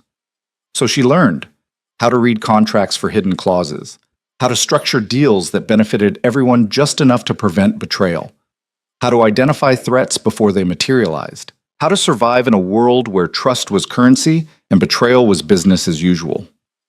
3 months after the wedding that never was, Darian's trial began. Alara attended every day. sat in the gallery, and watched as the prosecution laid out the evidence. The recording, the financial documents, witness testimony from Patricia, James, and dozens of others. Darian's defense was weak. They argued entrapment, claimed Alara had orchestrated everything, suggested she was mentally unstable. The jury didn't buy it. The verdict came back after 4 days of deliberation, guilty on all counts. Sentencing was scheduled for 2 weeks later. The prosecution recommended 20 years. Darian's attorneys argued for 10, citing his cooperation against the Kozlovs. The judge gave him 15 with possibility of parole after 10. It wasn't enough. It would never be enough. But it was something. Alara left the courthouse with her father and Victor. Media was waiting, as always. "Miss Voss, how do you feel about the verdict?" She stopped, looked directly at the cameras. "Justice isn't always satisfying, but it's necessary. Darian Hale tried to destroy my family. Instead, he destroyed himself. That's what happens when you underestimate people, when you think kindness is weakness and trust is stupidity." She paused. "I hope this sends a message to everyone who thinks they can manipulate their way to power. Eventually, the truth wins." They drove away before reporters could ask follow-up questions. At her father's house, Marcus poured 3 bourbons. "To survival," he said, raising his glass. "To truth," Alara added. Victor just smiled and drank. Later, when Marcus had gone to bed, Alara and Victor sat on the back patio watching the city lights. "What now?" she asked. "What do you mean?" "Darian's in prison. Livia's in exile. The Kozlovs are weakened. The trial's over. What's next?" Victor considered the question. "You rebuild. Figure out what you want your life to look like now that you're not defined by what happened to you." "What if I don't know what I want?" "Then you experiment. Try things. Make mistakes." He looked at her. "You're 26 years old, Alara.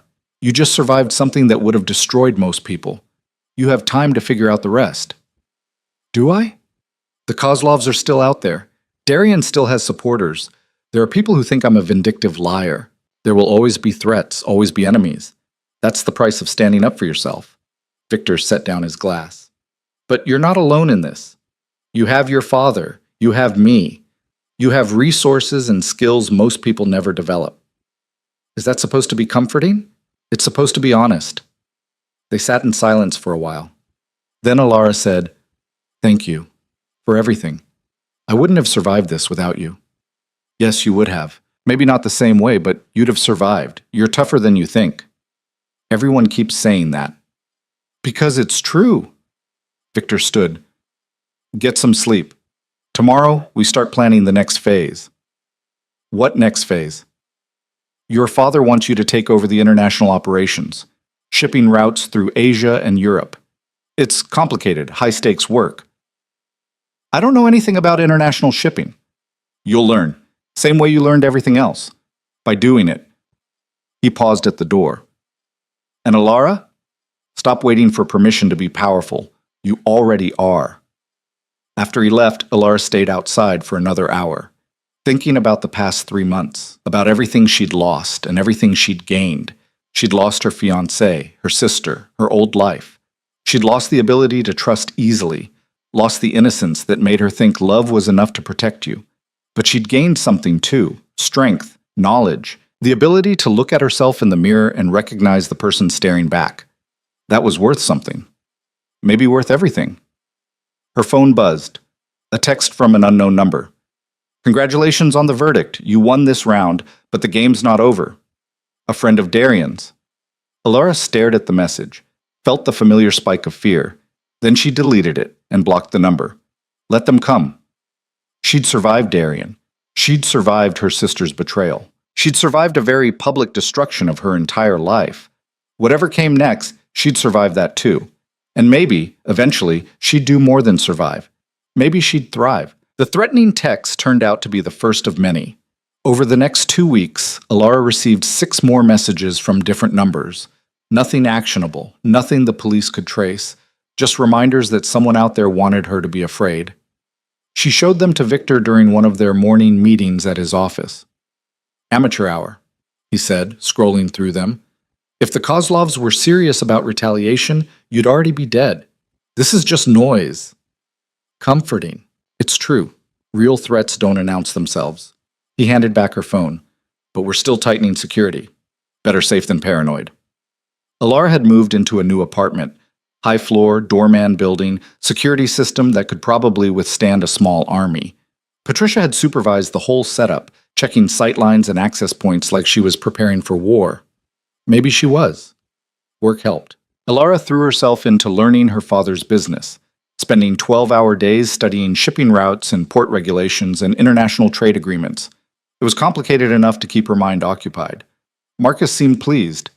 "You're picking this up faster than I did," he said one afternoon, reviewing a contract she'd negotiated with a supplier in Singapore. "Your mother would have been proud." "You keep saying that." "Because it keeps being true." He signed the contract. "I'm making you VP of International Operations, effective immediately." "Dad, I've only been doing this for 3 months." "And you've already renegotiated 4 major contracts, identified 3 cost-saving opportunities, and prevented what would have been a disastrous deal with a front company for the triads." Marcus looked at her. "You're ready. More importantly, the board trusts you. After everything that happened with Darian, they see you as someone who can spot threats." "Great. I'm the family's human lie detector." "You could do worse." He stood, gathered his papers. "There's a shipping conference in Hong Kong next month. Major players from across Asia. I want you to go. Represent the family." "Alone?" "Victor's going too. Different business, but overlapping interests. He'll watch your back." Of course Victor would be there. He was always there lately, orbiting her life like a planet with its own gravity. Alara hadn't figured out how she felt about that yet. The Hong Kong trip was 6 weeks away. In the meantime, she had other problems to handle. One of them walked into her office on a Tuesday afternoon without knocking. Livia looked different. Thinner, older somehow.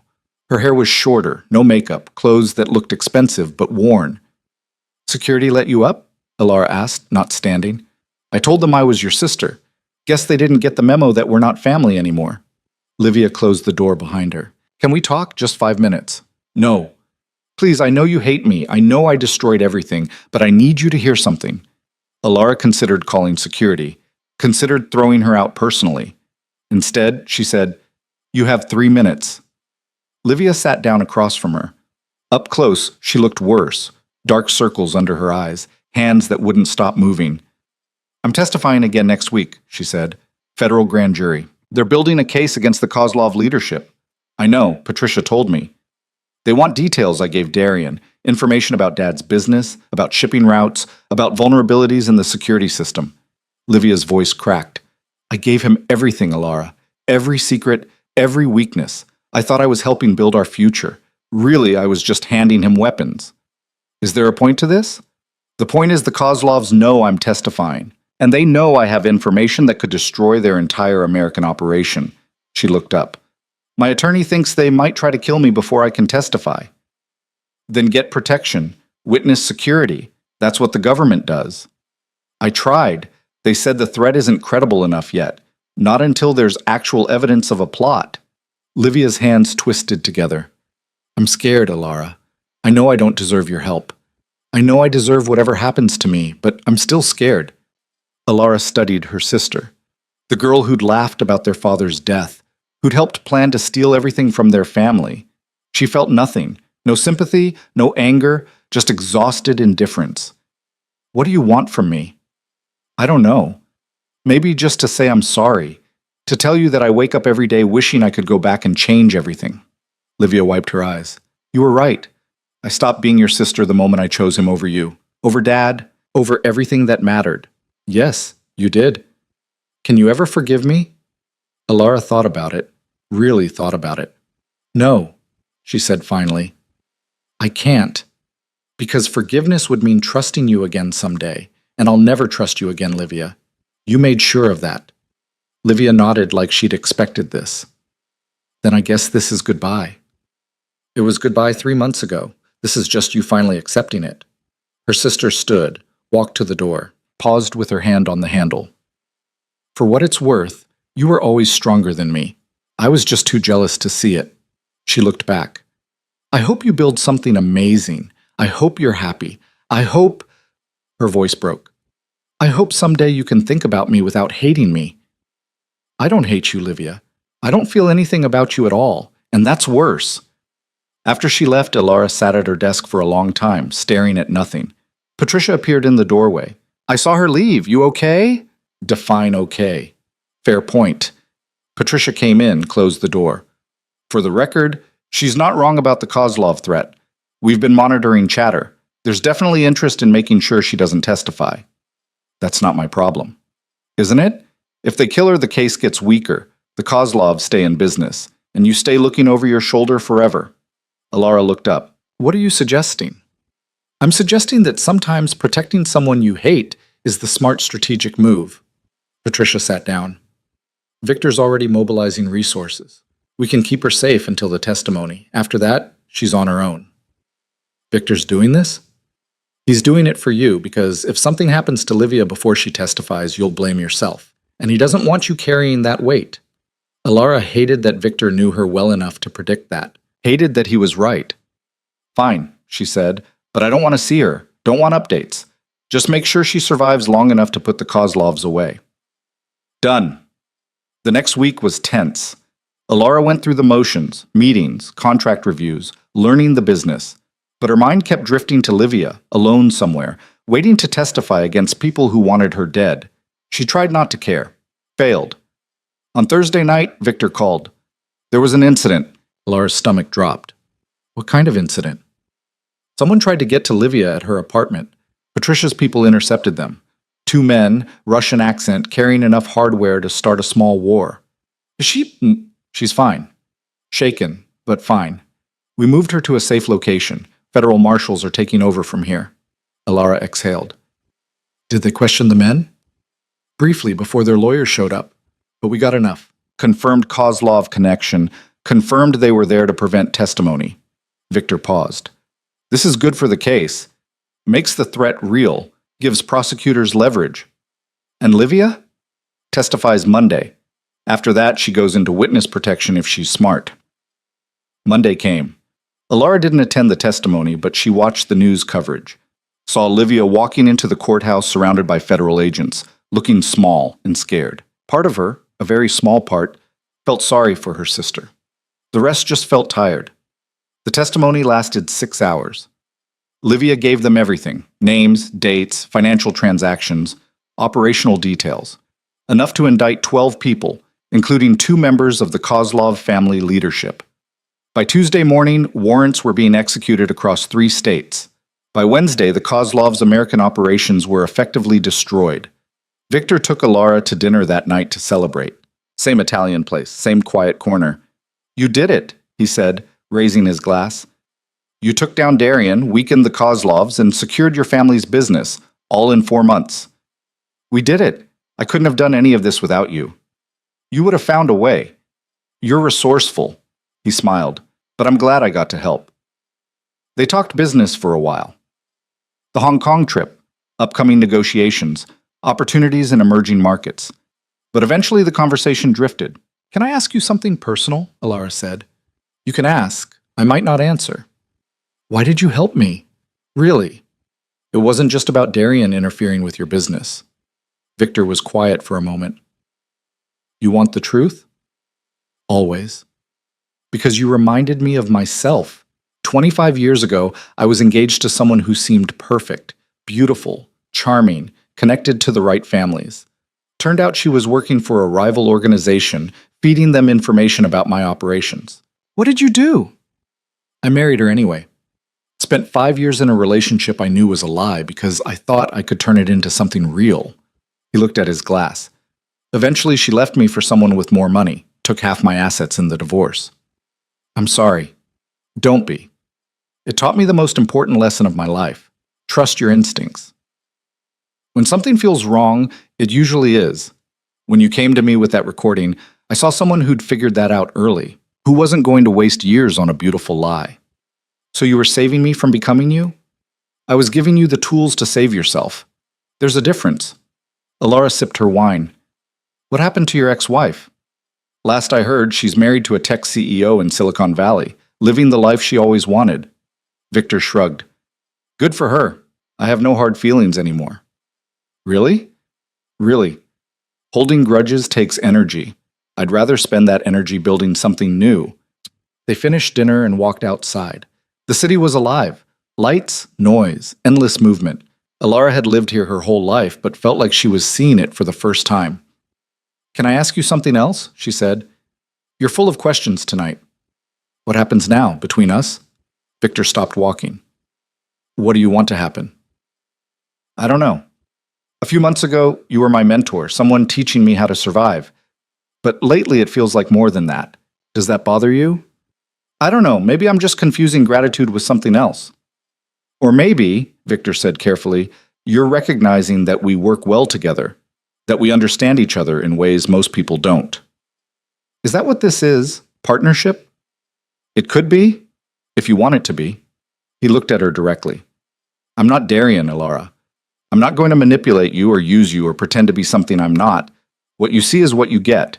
And what I see is someone who operates in gray areas, who makes deals with dangerous people, who solves problems through intimidation and force. Yes, all of that. I'm not going to apologize for who I am or what I do. I'm not asking you to." Alara took a breath. "I'm just trying to figure out if I can be part of that world without losing myself completely." "You won't lose yourself. You'll change, evolve. But that's different than losing who you are." Victor stepped closer. "Besides, you're already part of this world.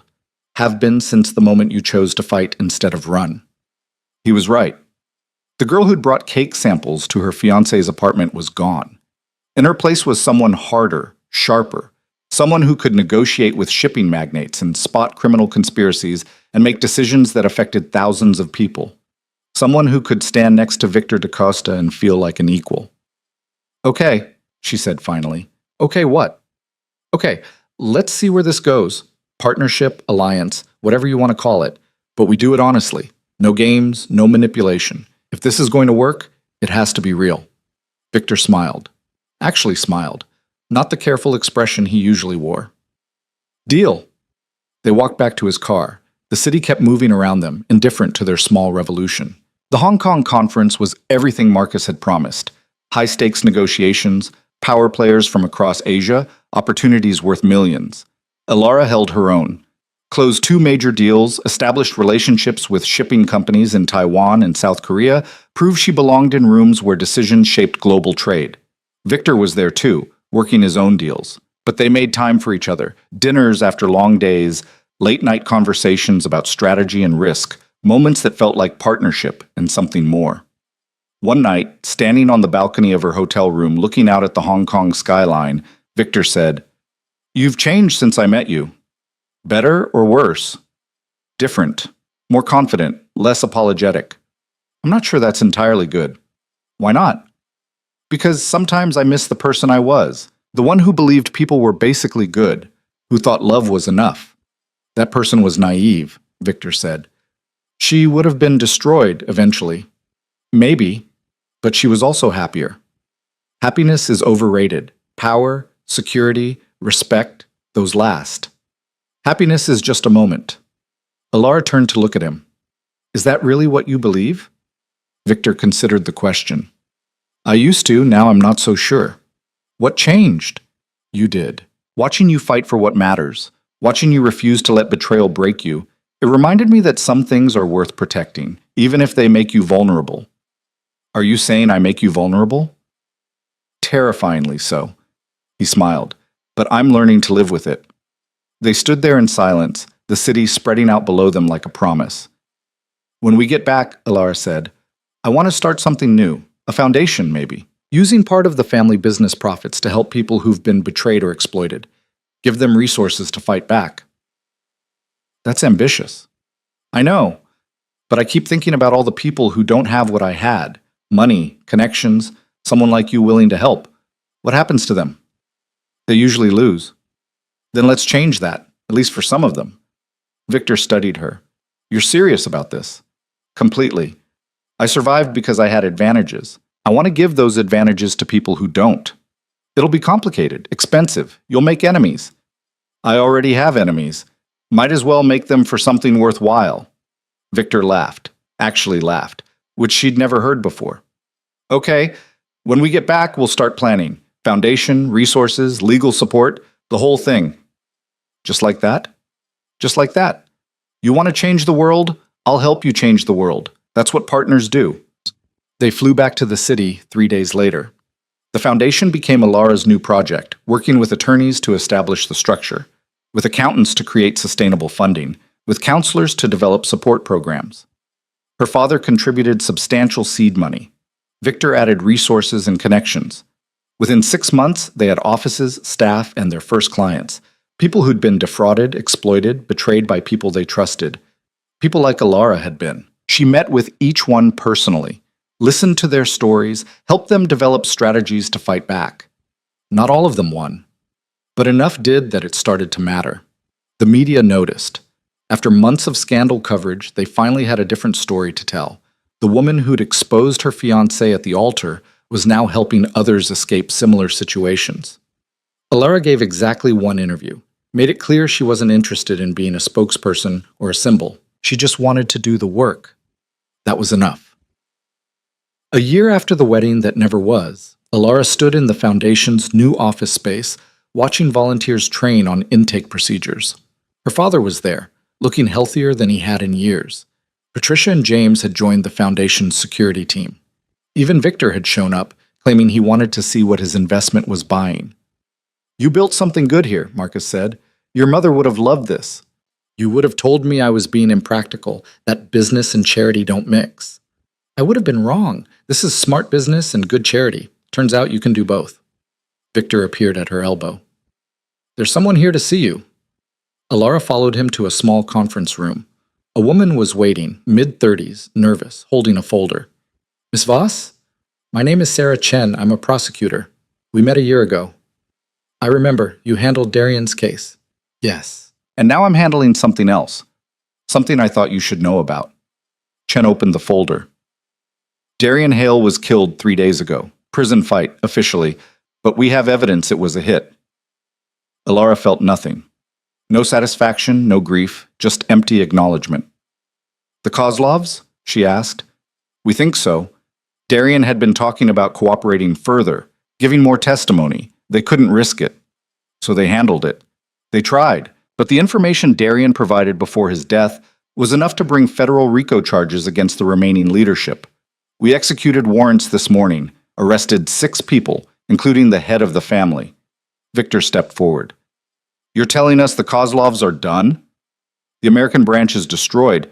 European operations are being targeted by Interpol. It'll take years, but we're dismantling the whole organization." Chen looked at Alara. "I wanted you to know. This started with your evidence, your testimony. You helped bring down a criminal enterprise that's existed for 40 years. After Chen left, Alara sat down, tried to process the fact that Darian was dead. "You okay?" Victor asked. "I don't know. I spent a year being angry at him. Now he's just gone." "How do you feel?" "Empty. Like I should feel something, relief or closure or satisfaction, but there's nothing." "That's normal. He was already dead to you. This is just making it official. Maybe." Alara didn't know anymore. That night she and Victor had dinner at her apartment. She cooked, something she hadn't done in months, and they ate on the balcony watching the sunset. "I've been thinking," Victor said, "about what comes next. For the foundation? For us." He set down his fork. "We've been doing this dance for a year. Partnership, friendship, whatever we're calling it. But I think we both know it's more than that." Alara's heart did something complicated. "Victor, let me finish. I know you've been hurt. I know trust is difficult. But I also know that we work. We understand each other. We want the same things." He looked at her directly. "I'm not proposing marriage or asking you to commit to something you're not ready for. I'm just saying, let's stop pretending this is purely professional." "What are you suggesting?" "That we acknowledge what this is. That we build something together that isn't just business. Something real."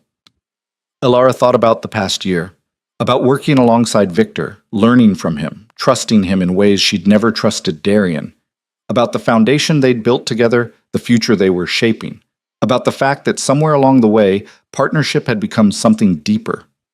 "Okay," she said finally. "Okay? Okay, let's build something real. But we do it our way. No traditional expectations, no predetermined path. We figure it out as we go." Victor smiled. I can work with that. They finished dinner as the city lights came on below them. Talked about the foundation's expansion plans, about her father's gradual retirement, about opportunities in emerging markets. Talked about everything and nothing, the way people do when they're comfortable enough to just exist together.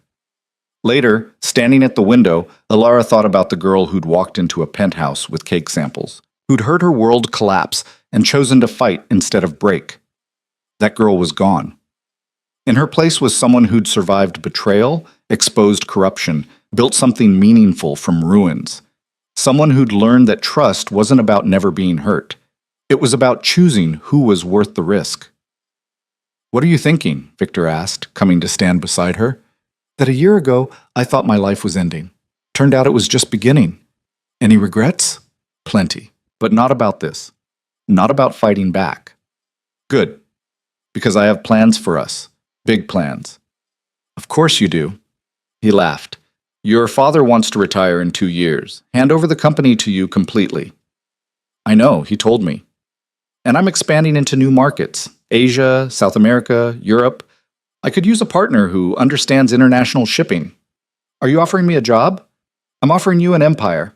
We combine resources, coordinate operations, build something neither of us could build alone." Alara turned to face him. "You want to merge our businesses?" "I want to merge our lives. The businesses are just part of it." It was ambitious, risky. Exactly the kind of plan that could either revolutionize their world or destroy everything they'd built. "When do we start?" she asked. Victor's smile was genuine. "Right now." They spent the rest of the night planning, drawing up structures, identifying opportunities, imagining futures that felt both impossible and inevitable. By morning, they had a framework. By the end of the week, they had a strategy. Within 6 months, Voss Shipping and DaCosta Industries had formed a strategic alliance that reshaped the city's economic landscape. Within a year, they'd expanded into 12 new markets. Within 2 years, Marcus had officially retired, handing control of the family business to Alara. She stood at the press conference announcing the transition, her father beside her, Victor in the front row. "Voss Shipping has been my life's work," Marcus said into the microphone, "but it's time for new leadership. My daughter has proven herself more than capable.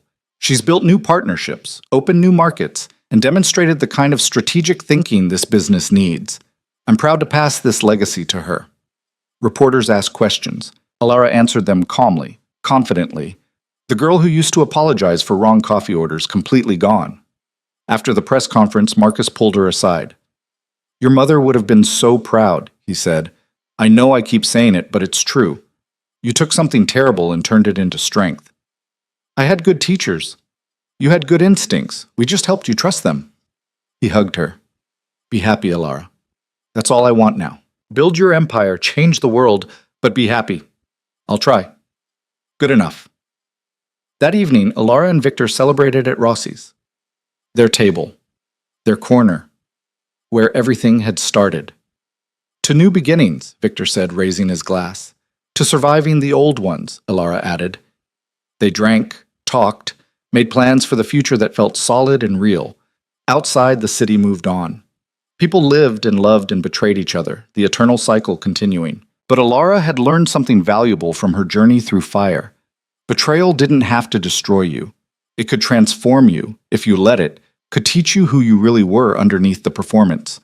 She looked at Victor, the man who'd helped her survive, who'd become her partner in every sense of the word, who'd chosen honesty over pretty lies. "What are you thinking?" he asked. "That I'm glad it was you. Glad you were the one who answered when I asked for help." "Me too." He reached across the table, took her hand. "We make a good team. The best." They left the restaurant and walked through the city they'd both fought to claim. Past the cathedral where Alara had exposed Darian, past Victor's building where she'd first felt safe, past all the landmarks of a war they'd won. The foundation was thriving. The businesses were growing. Darian was dead. The Kozlovs were destroyed. Livia was somewhere in witness protection, alone with her choices. And Alara was free. Free to build, to choose, to become whoever she wanted to be. She'd started this journey as someone's fiancée, someone's daughter, someone's sister. She was ending it as herself. Fully, completely, unapologetically. That was worth everything she'd lost. "Come on," Victor said, pulling her toward his car. Let's go home. Home. The word felt right. Not a place, but a state of being. Safety earned through survival, trust built through truth, love that came from choosing each other with eyes wide open, knowing exactly what they were getting into. Alara got in the car. Victor drove through the city as lights flickered on across the skyline. Tomorrow would bring new challenges, new threats, new opportunities to prove themselves, but tonight they'd won, and that was enough.